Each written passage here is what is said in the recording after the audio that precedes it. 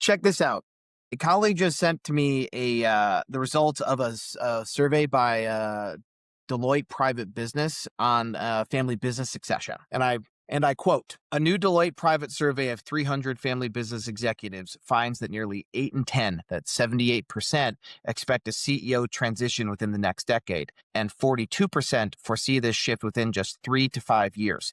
Yet, the data also highlights a succession paradox, the dramatic gap between intention and action. While 85% of respondents agree that strategic CEO succession planning is critical to long-term success, only 57% have established a plan, and fewer than a quarter, 23%, are actively implementing one. This disconnect is further reinforced by the fact that 30% of respondents admit that succession planning is behind schedule." That doesn't come as a surprise to folks at Stranberg, to be completely honest, but it's important to remember that family businesses are the backbone of the economy, and you're seeing this all over the place. We're going to share a link to that article below, but here are the quick points that we'd want you to take away as you're thinking through the importance of CEO succession and family business in the modern climate.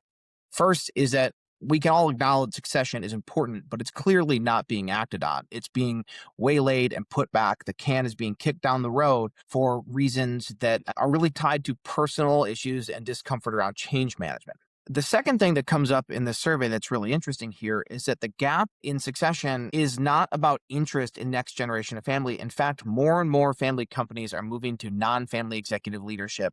And that's not because the family members are not interested. It's because next generation family members are not prepared for leadership. And that's a very interesting concept to consider, particularly when you look at methods for how you train and develop next generation family members to lead the business. And the third thing that's a real interesting takeaway from the family company is that succession failures, when you are trying to execute CEO succession in a family company, and why they fail, is almost always related to governance. And it's common. We see this as an oversight when we're working particularly with generation 1 to generation 2 in family business leadership, is that G1 founders don't want boards. They don't want people telling them what to do. And they want to, when they're talking about CEO succession, emulate a younger version of themselves to carry forward some type of founder's vision.